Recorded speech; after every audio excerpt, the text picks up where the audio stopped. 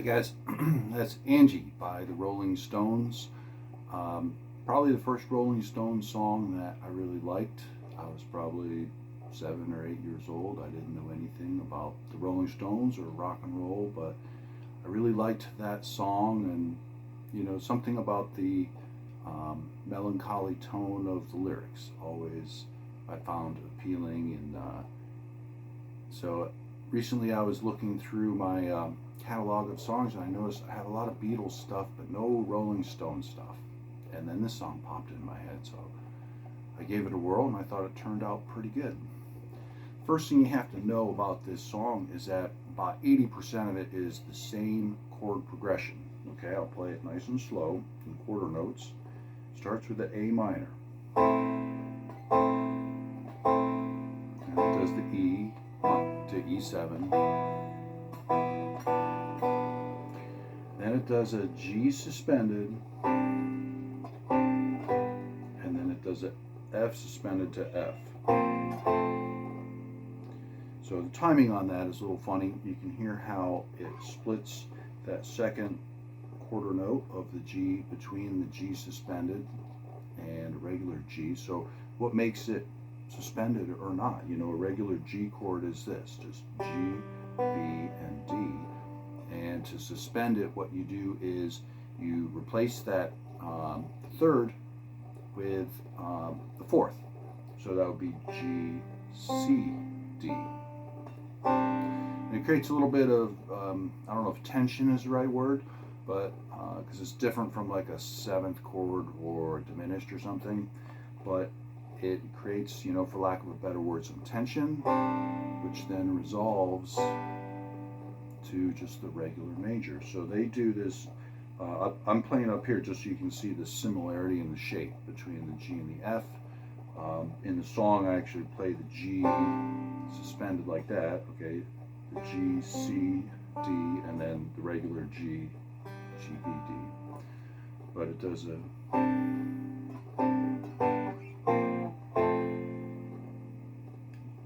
so you get that kind of chromatic.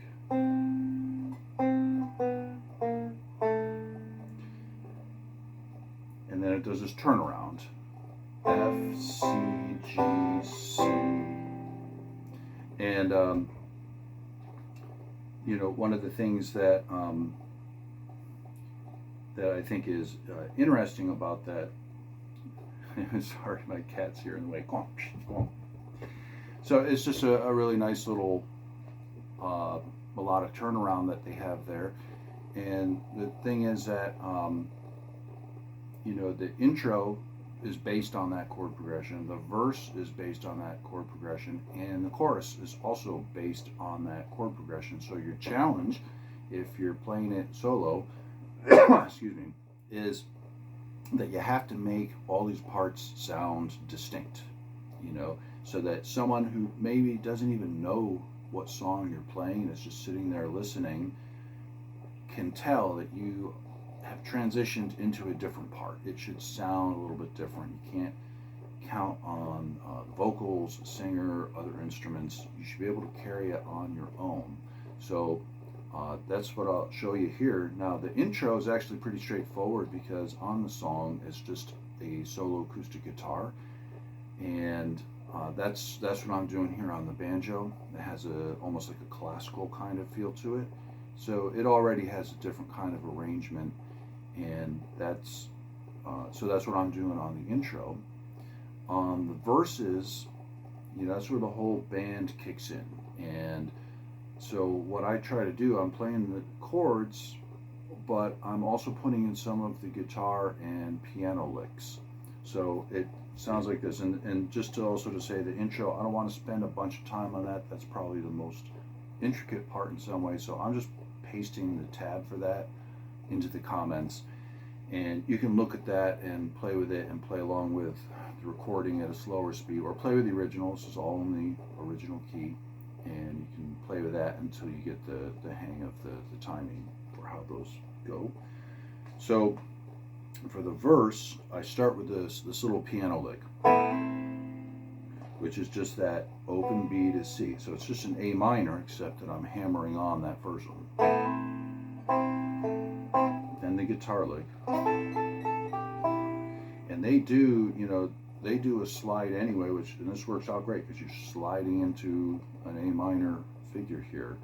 So that's fits right in.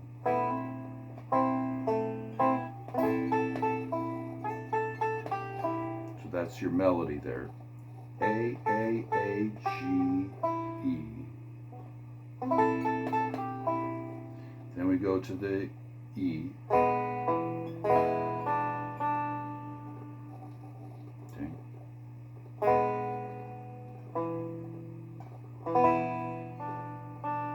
Get a little hint of the vocal line there.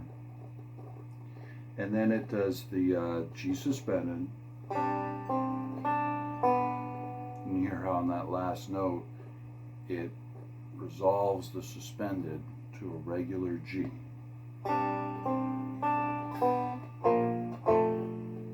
And that's the F to F suspended that we were talking about before. And then the turnaround.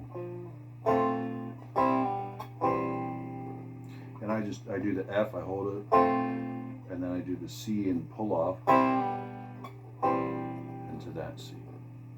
Then there's this little piano lick.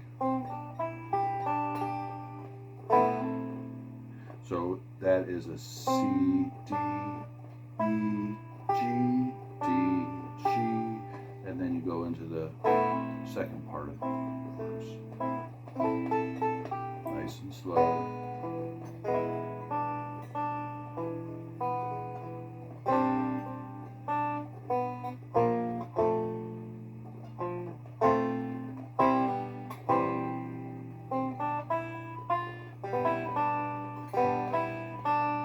You can hear there the second time, the piano lick at the end is a little bit different.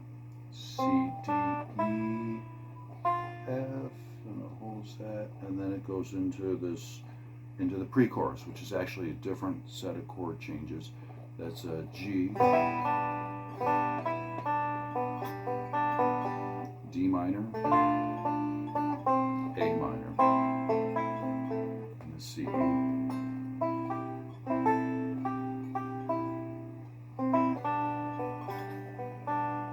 So when we get to that pre-chorus, now I'm really emphasizing the vocal line, and this is what you should be able to pick this out.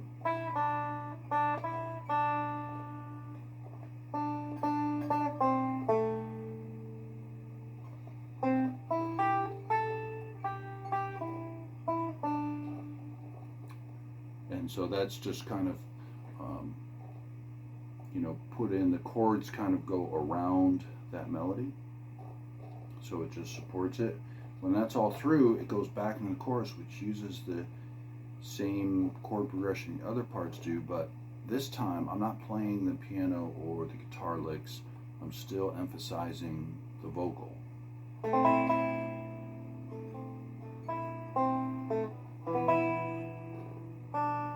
hear how long I hold that.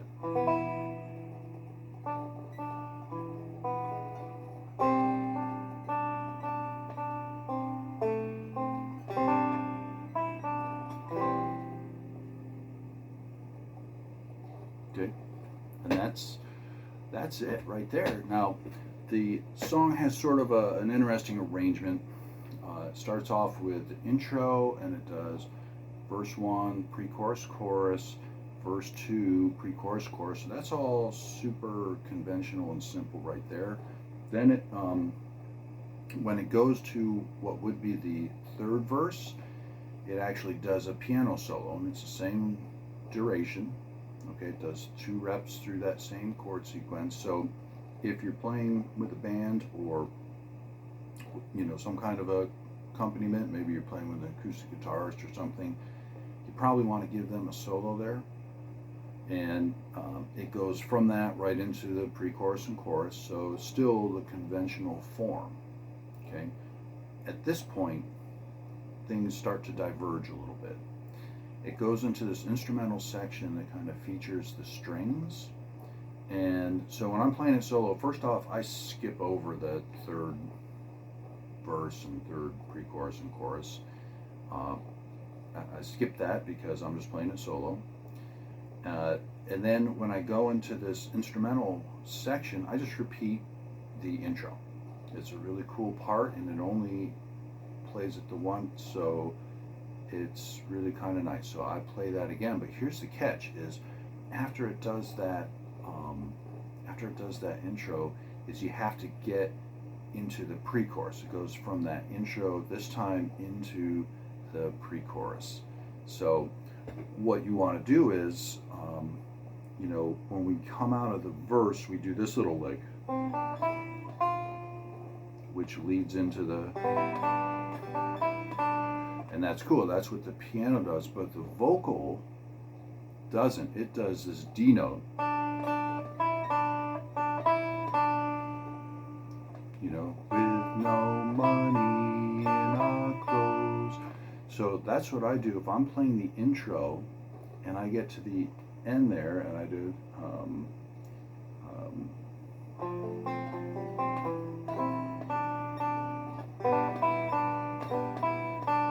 so I just cut the intro a little bit short and hit that open D twice, which then leads into that pre-chorus. Now here's the funny thing, is after the pre-chorus is it goes into the bridge, which is just basically a D minor to an A minor, back and forth. It does that 3 times, and after the 3, then it does the second half of the pre-chorus. So the pre-chorus is this.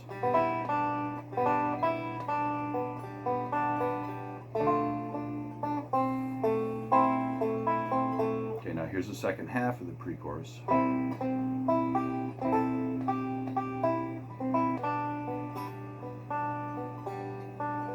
Out comes the bridge.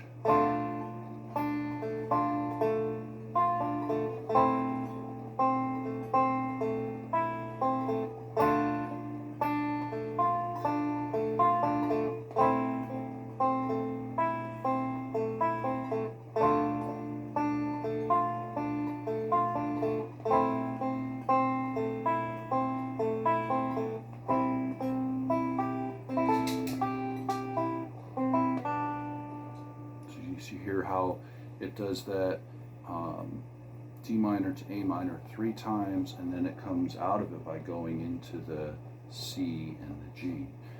And when it's through with that, it goes into the chorus like you would think. It actually does a double chorus, and then you're done. Now again, when I'm playing solo, the bridge is actually not a very important part of the song, to be honest, in my opinion.